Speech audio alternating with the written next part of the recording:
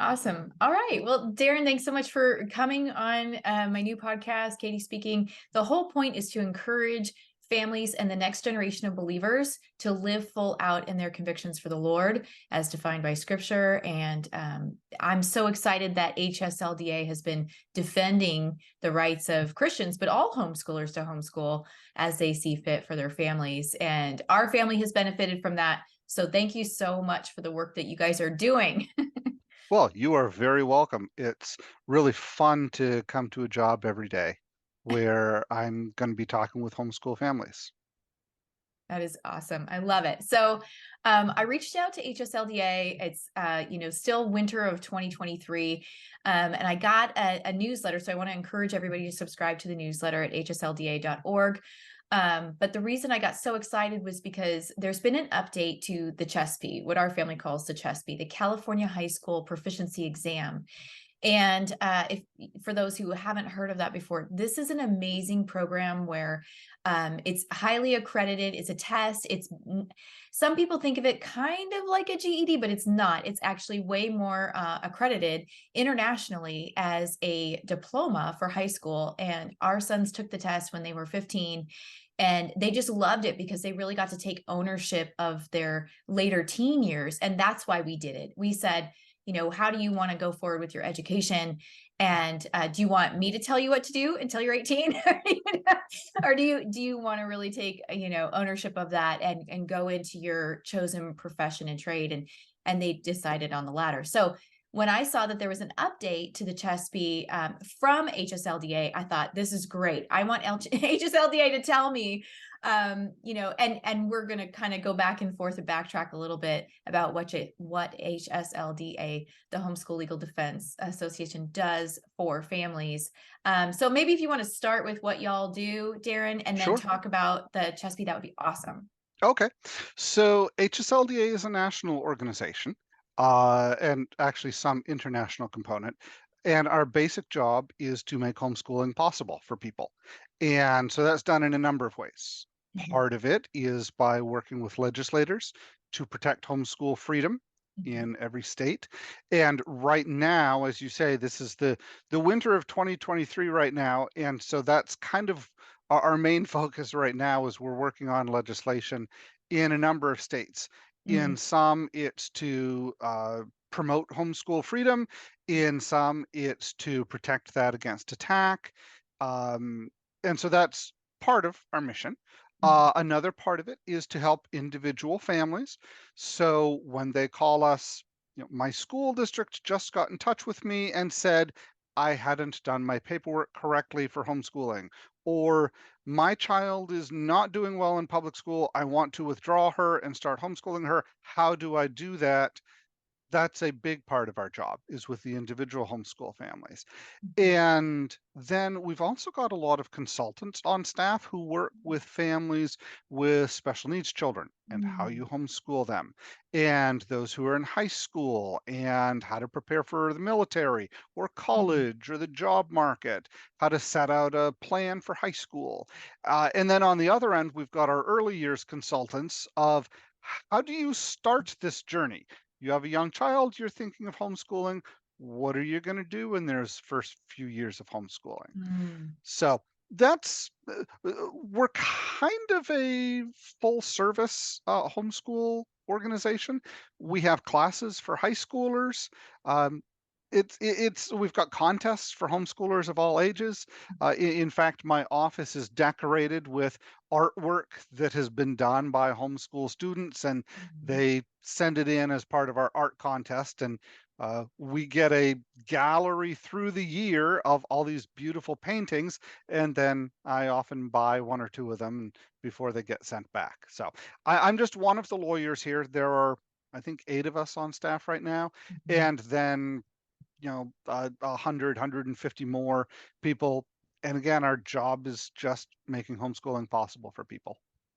That is awesome. I remember when we first started homeschooling in 2008, my best friend who had researched it prior to me, I was one of those people who said I would never homeschool.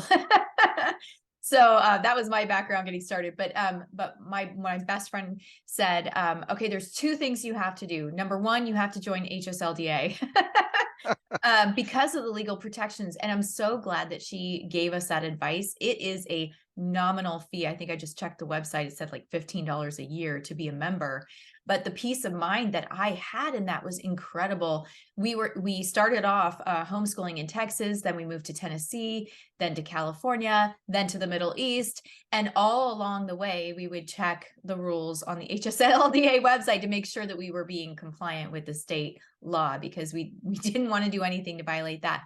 But I remember being terrified when we first moved to Tennessee because it was much more strict than Texas.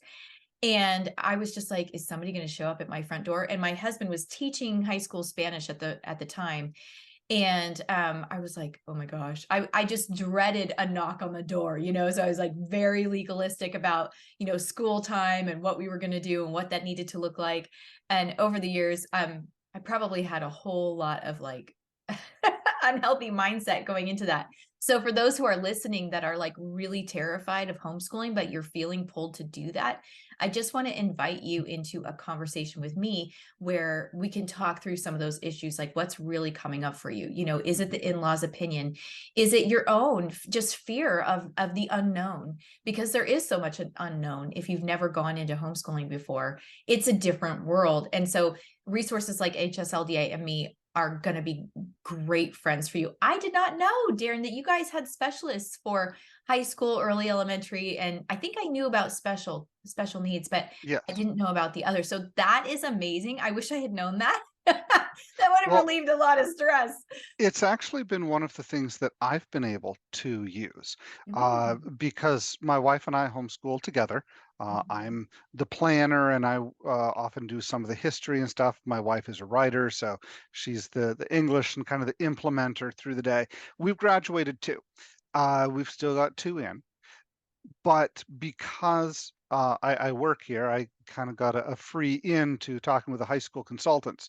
So I had one child who wanted to take environmental science, and I had done some looking around and I hadn't really found any good courses about it. Mm. And so I checked with the consultants. One of them wrote back and said, "Oh, yes, my daughter was big on environmental science in senior. Here's what we did."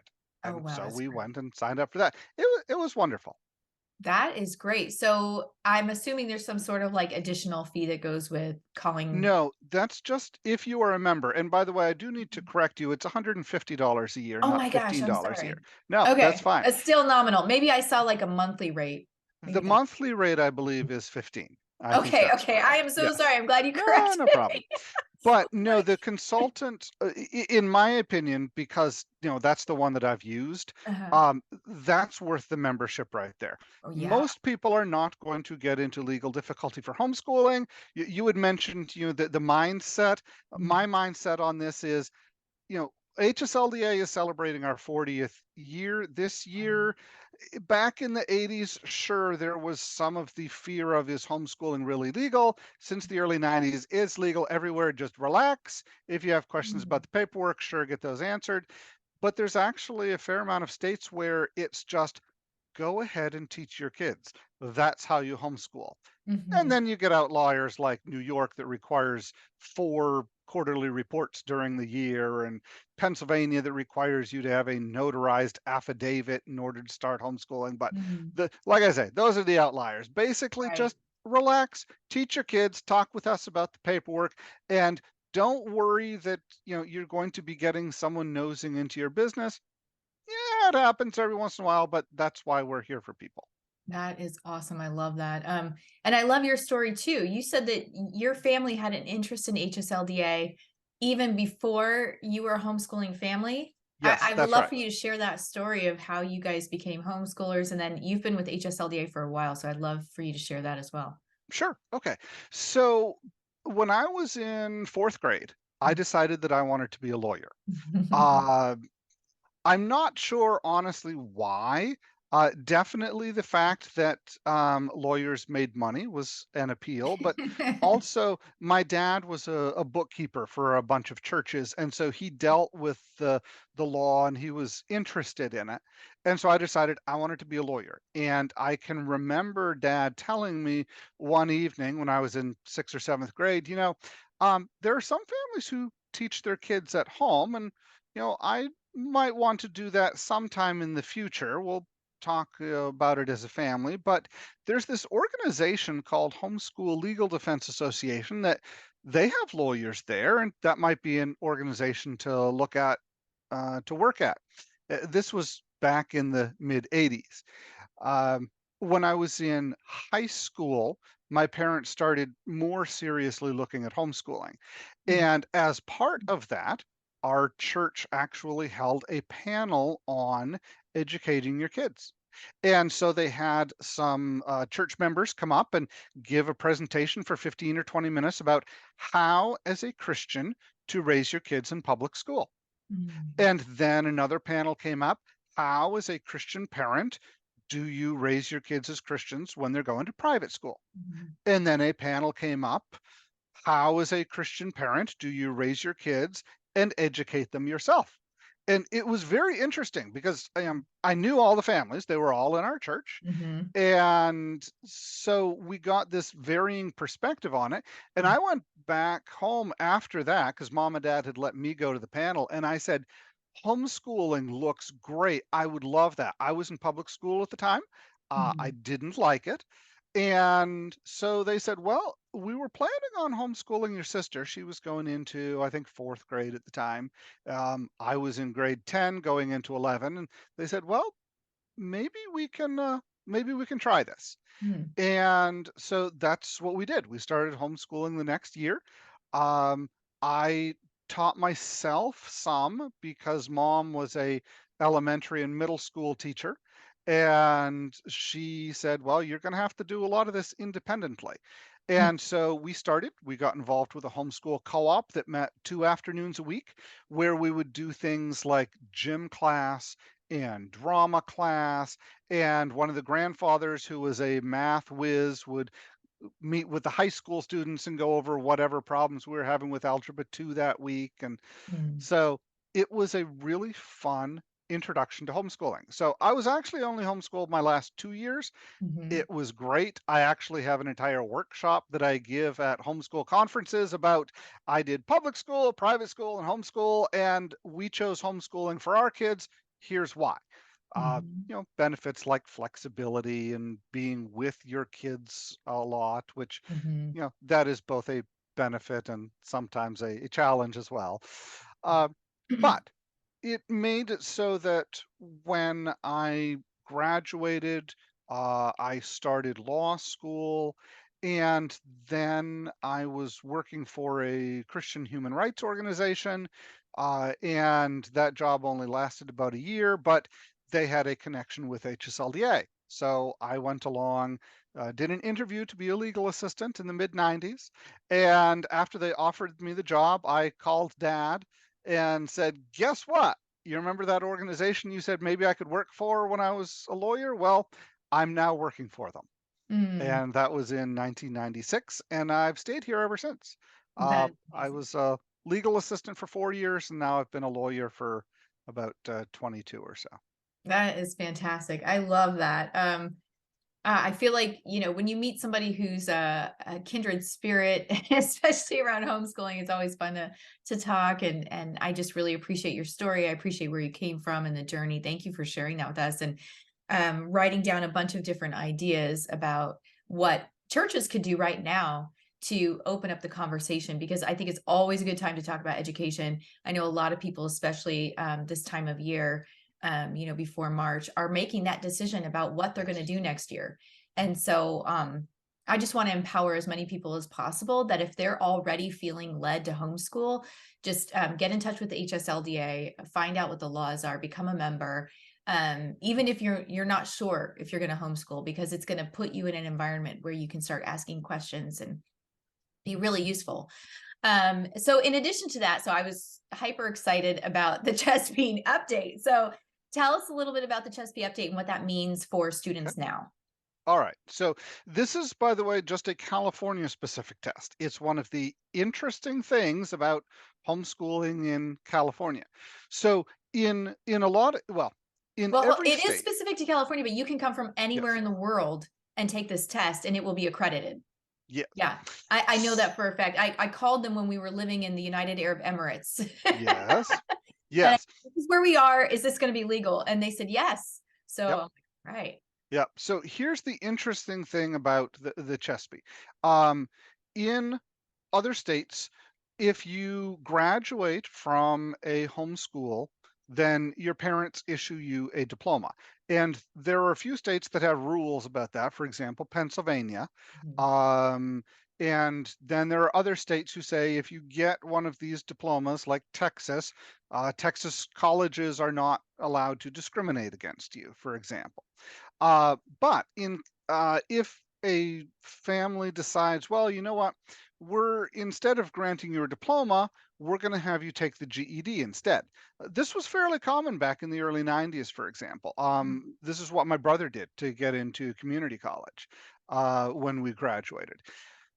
The problem is the GED often has a bit of a stigma with it. It's, Right. you know, rightly or wrongly, it's kind of viewed as, oh, that's for high school dropouts, Right. not for people who completed high school, which I mean, I could go off on a rant of why I think that's a bad idea and a misplaced stigma, but it exists. Hmm. And also, it's not viewed as the equivalent of a high school diploma Right. because it's really not in a lot of sections. In fact, there are a lot of laws that talk about, well, you're eligible for this job if you have a high school diploma or a GED. Mhm. So it's not the same thing. And that's where the CHSPE is nice because the CHSPE actually is that equivalent to a high school diploma.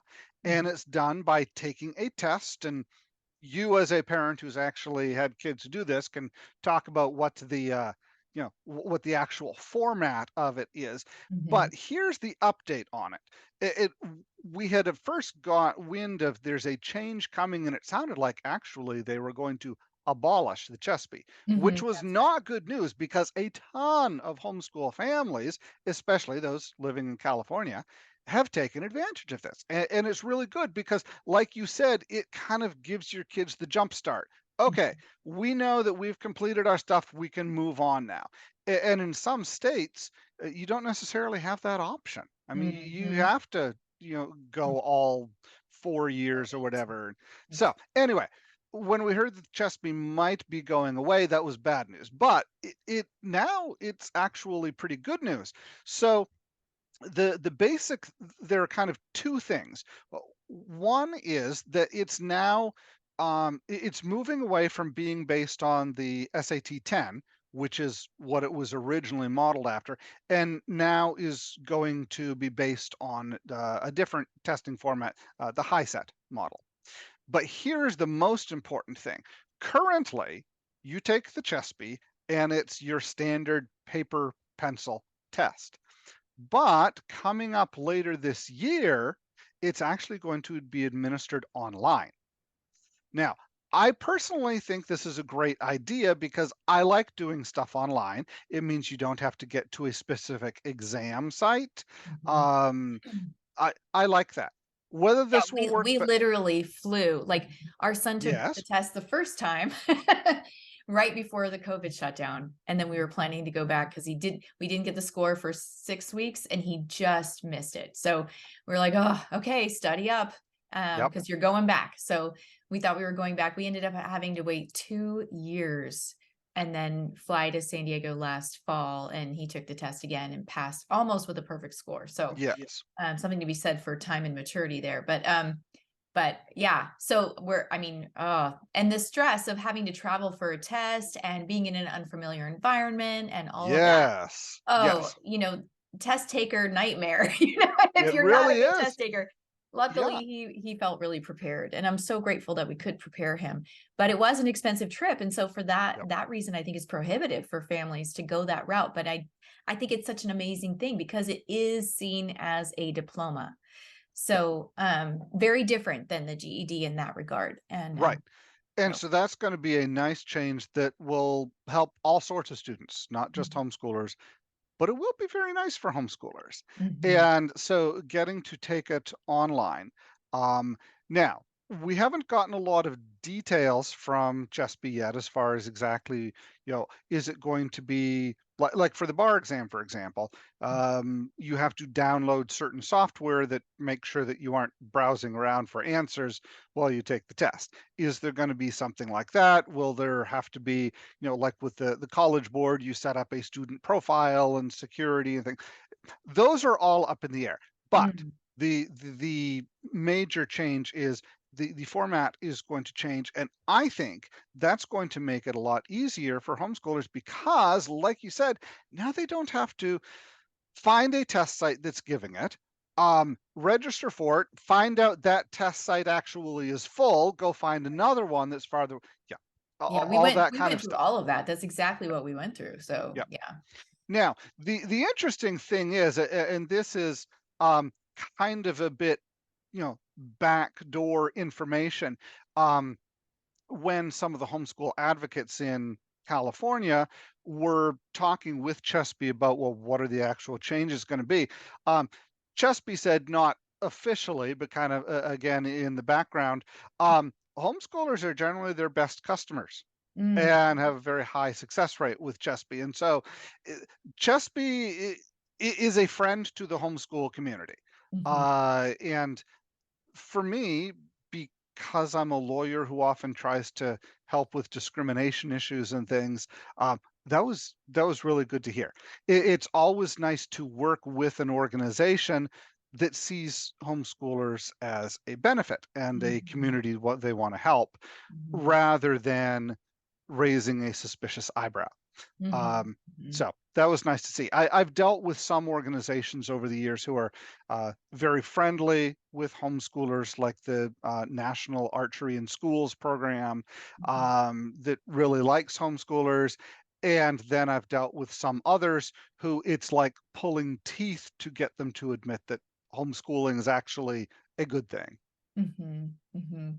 Yeah, it can be interesting for sure. So, yeah. So, what is like one of the best tips that you have for somebody considering homeschooling, considering joining HSLDA? Maybe top three things they should do Okay. getting started. Okay. Well, first of all, I'll start with what my parents did when they decided that they were going to be homeschooling. They got the whole family together and spent time in prayer Mm, to determine whether this was really an option that God had for us. mhm, Because mom was a public school teacher and a private school teacher, and she was kind of suspicious about the whole idea of homeschooling.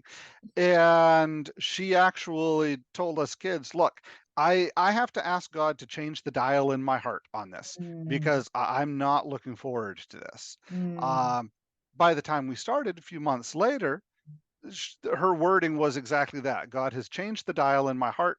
She's, now really looking forward to it. And mhm, she graduated all three of us kids and then went off to help other homeschoolers as well.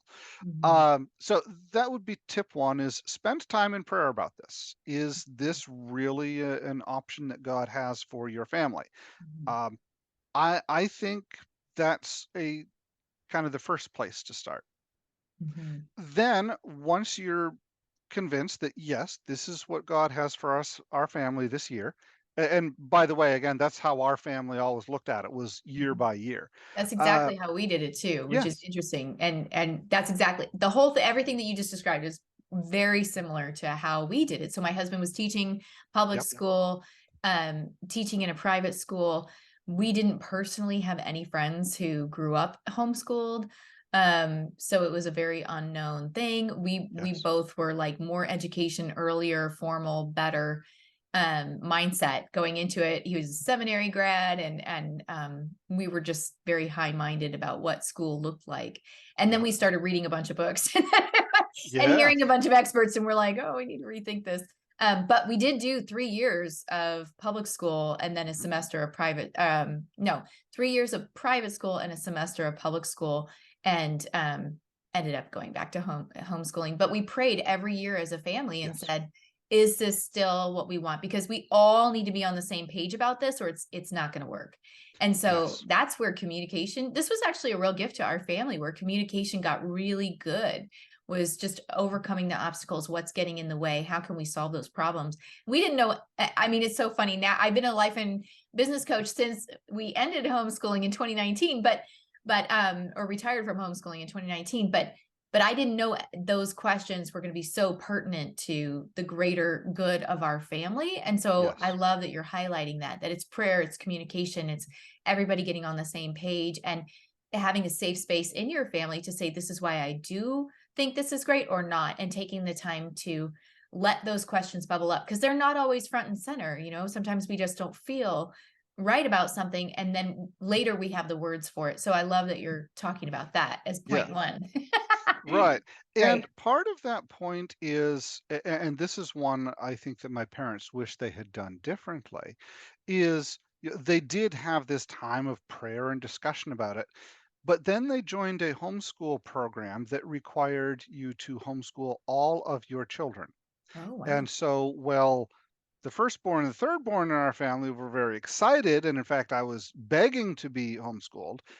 My brother was not in favor of this. Hmm. And it took basically a year, year and a half of talking and doing it. And Mhm. uh, before it really worked out that, yes, this was the best thing for everyone in the family. Mhm. Um, so, yes, talk about it, make sure everyone's on the same page there. This has been something my wife and I have homeschooled our kids from day one, Mhm. but it has been something where we've talked to the kids about, as you get up into junior high and high school, is there something else you want to look at? So far, all three of them who've gotten to that age said, yep, they want to keep homeschooling, uh, which is great. I think it's worked beautifully for our family, and I'm really happy about that. Mhm. Second, thing that I would recommend is at least do some reading and study about different methods and philosophies of Mhm. homeschooling. Um, as I said, my wife is a writer. She's actually done some freelance work for HSLDA. And one of the most popular blog posts that she has ever done on the HSLDA blog was uh, taking a quiz to find out your homeschool philosophy. Mhm. Even now, I think 5 years after it was posted, it's still one of our most linked to pages. Um, there are a number of different homeschool philosophies out there. I Mhm. didn't spend a whole lot of time researching it because I knew what I wanted to do for teaching. That's one of the benefits of being a homeschool graduate is, you kind of know some of this. But just as a couple examples, you can have everywhere from a very textbook and workbook oriented education method Mhm. all the way to a very child directed, often the term is unschooling, Mhm. where you as the parent are making opportunities for your child to learn, but Mhm. you are not setting out a schedule of at 9 we will do this, at 9:30 we will do Mhm. this, and Mhm. then everything in between. Mhm. And that's to say nothing of all the hybrid models that are out there now, Mhm. where perhaps you're uh, getting together 1 or 2 afternoons a week or a day a week to do all of the core classes, and then they come home with homework and use the parent help them. Mhm. There's just so many ways to homeschool. Spend some time figuring out what you as the parent, what your philosophy of education is, and how you are going to do it, and then also, is this going to work for your child? I Mhm. have one child who, like me, we love textbooks, we like workbooks. That's how we learn. I love nonfiction. That's just how I learn. Mhm. Then another student of mine came along who doesn't learn that way. Mhm. He's just as smart, but giving him the textbook and saying, here, read this chapter and we'll discuss it tonight does not work for him. Mhm. He needs often the audio version of it or Mhm. a video explaining it Mhm. rather than just the words on the page. And then my third born came along and she requires personal interaction with, well, everything. So we still use the same textbook, but Mhm. it's much different. It is not here, read this and we'll discuss it tonight. It's tonight we will take an hour to read through this chapter and discuss it as we go along. Mhm. And so it's to some extent the same philosophy, but you Mhm. adapt it for each of your kids. So Yeah. that's kind of step two. Okay. And then Yeah. step three is the practical nuts and bolts. Okay. Figure out, what does your state require? Do you have to file a notice with the state or with your local school? Or do you need to join up with an umbrella program, which Mhm. some states have that option? And then where are you going to get your materials from? Are you going to sign up for online classes? My Mhm. daughter, who's in 11th grade this year, several of her classes are online. And so Mhm. that's what the material is. One of them requires a textbook, one does not, because it's a creative writing class. Figure out if there's going to be local in-person classes that you take. We've got one of our kids right now who's taking American Sign Language as a homeschool one. The two older kids, one of them want to take French, one takes Spanish, and so we set them up with a tutor once a week for 2 years. Mhm. Are you going to buy homeschool in a box? Mhm. Which you can get from a number of different curriculum providers, both Catholic and Protestant, and Mhm. they'll just send you your stuff. And if you get something like a Sunlight, it will actually do it out day by day what you're doing. I Mhm. like that. My wife hates it. We don't use Sunlight. We use You're Sunlight giving me books. ideas, Darren, of like, okay, I know now all these different things that I'm going to now talk about and share about because, yeah, every single thing that you're talking about is that's a whole conversation in and of itself. But I love that you're giving the framework. It's so good. Yeah, I didn't hear you say the literature approach, which is I don't know if you know who Carol Joyce Ide is. She was my homeschool mentor since Yep. 2008. Absolutely love her. Um, she is tough, but she is excellent, and so you can trust her. But for Carol's program, I loved this. This was so perfect for me and how I teach is that her big thing is how to homeschool with just a math book, a Bible, and a library card. Mhm. And we literally took that philosophy and then we blew it up and as in so many different ways of enriching that concept and doing so many different things. And audiobooks are a huge part of our lives, even to this day, now that they're Yes. almost 21 and 19, they still live at home and it's still a huge part of our lives. It's defined our family culture. Mhm. And I love that. Like no matter what's going on in the world, we're like, okay, let's have a cup of tea and read a book now. Maybe just Yes. take a little break. We've done some history, especially at the high school level, with that literature-based approach, and Mhm. that's just plain fun, Yeah. especially if you have a child who likes to read, and I've got a couple of those, Mhm. um, where you take a time period Mhm. and you read some nonfiction about it, you read some fiction about it, you watch a movie about it, you make a meal together.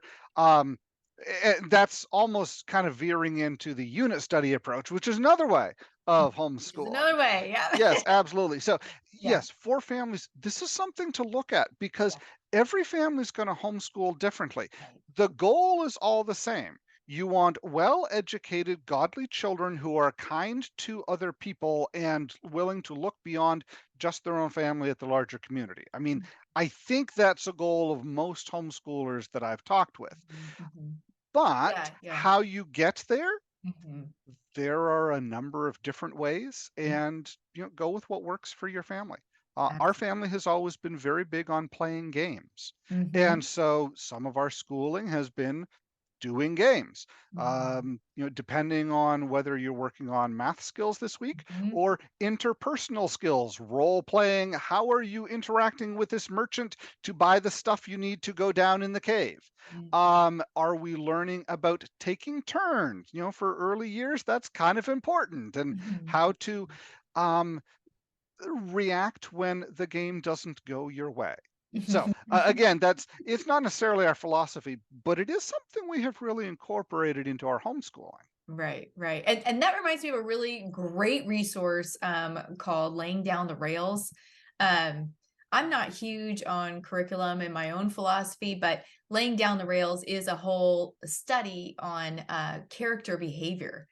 And it's phenomenal. I mean, I love it for me because I grew up going to public school. There were a lot of things that I was a very good kid, but I wasn't fastidious. I wasn't like, I make my bed every morning and my clothes are all lined up and everything's on hangers.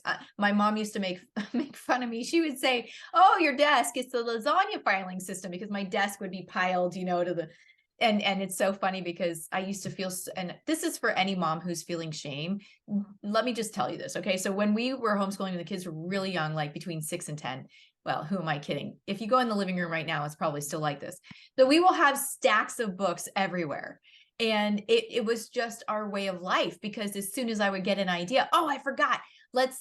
Or I just remembered, if we read that book about that, that will correspond with what we're reading over here. And that will knock out a subject we have to knock out today. Let's pull both of them. And books became friends. Carol J. Side says that a lot, that let your books become friends, and like set them up, like make a display of the books that you guys got from the library this week and put them in a laundry basket or a basket you can take in and out of the car. But it's so funny now because our son, he likes to fly RC planes, and he's healing from liver disease right now and has been for the last 3 years. And so he's very limited in energy, but he can go fly planes from time to time. And so we were going, and he had a stack of books that he brought in the car with us. He just kind of chuckled, and he was like, "Oh my gosh, Mom, I'm doing exactly what you've done." The Yes, alarm in the front seat of the car would always go off because I would throw my whole book bag over there, and it but would think not a buckle the person was seatbelt. sitting there. Yep, yep, But yes. yeah, doing what works for your family and the nuts and bolts of it, figuring out what works for you. I was talking to a public school teacher the other night, and so for those who aren't in homeschooling and aren't interested in homeschooling, just happen to stumble on this podcast today, I just want to say, like, if you have a conviction from the Lord about where you're at, that's fine. As long as it lines up with scripture, right? We always want to be going back to the word. So I was talking to a friend who goes to my church. He teaches in the public school, and he was saying he really needed prayer for the children he is serving. And I said, absolutely, ask for it and get that support. Well, he didn't know that I had been a homeschooling mom. And after about the fifth time that he asked for, just the burden that he's carrying as a public school person, support person and teacher, um, I just said, I love homeschooling. I think it's wonderful. I think everyone should do it, especially Christians. I think all Christians should be homeschooling. However, I totally respect what you're doing. But let me just tell you that if you got a room of people, if 200 homeschoolers were in there, you could probably ask every single person, they would have a different way of doing homeschooling. And the reason I mentioned that was because it seemed like he really had this opinion of homeschoolers, of what they were like. And I was like, well, let's talk about that for a minute. So for those who are listening right now, this is what's so beautiful about being a follower of Christ, is you get to work this out. You get to work it out with the Lord. You get to work it out with other people. You get to have conversations and convictions, and your convictions can change. Like we did public schooling. There was a season when that's what we needed. And we needed it. We needed that. That was the answer for that season. And then my heart was to homeschool. And when the Lord opened the door for us to go back to that, we did. And so I just want to encourage people that it's a process, that you don't have to know all the answers even when you start. But when you start with HSLDA. Well, thank you. Yes. Yeah. Yeah. And that's one of the things that we can help with, is with those nuts and bolts thing. How Mhm. do you homeschool in your state? Mhm. And then also, we can help our consultants with, getting curriculum and stuff. I mentioned the environmental science one. Another one that I used them for was history, Mhm. because one of my kids wanted to take history from a certain perspective, and I had no idea where to start. And so, Mhm. again, that's something. Now, I love I, that of you can course, am choose. promoting HSLDA consultants, but if you don't have access to that, talk with other homeschoolers. Yeah. When I started here in the mid 90s, I remember my boss, one of the lawyers at the time, had a saying that there are no Lone Ranger homeschoolers. Mhm. And if you are a Lone Ranger homeschooler, that's not really the best place to be. Mhm. You need a community, you need to talk with Mhm. others. Now, back in the 90s and early 2000s, that was often an in-person one. Mhm. Um, Nowadays, it might be just as much virtual. Well, like I said, my daughter's doing a creative writing class right now, and I've gotten to know a couple of the instructors through the program that we're using there, and that's been a really good one. So that's kind of where I start when I'm looking around for classes for kids for the next year, which incidentally, I'll be starting that search in a few weeks. Mhm. That's awesome. That's awesome. Well, I've appreciated the conversation. I love what you guys are doing. I feel so strongly about where God is calling me in this season of my life is to equip, encourage, uplift families and the next generation to live full out in the calling that Jesus has on their life. So I just appreciate you, Darren, coming on. Is there anything else that you wanted to share before we go? Um, no, actually, probably We covered it. not. We covered it. Yes. Well, I appreciate you so much. It's just really an honor to have you on, and I hope that you guys continue to prosper in everything that HSLDA is doing. We're so thankful and appreciative of your organization, and we look forward to staying in touch in the future when another thing happens, Yes, yes. like the Well, it's Chesney did. California. There's always stuff happening in California. Always stuff happening in California. All right. Well, thank you so much, and we'll be in touch. God bless. You are most welcome. God bless you and your work, Katie.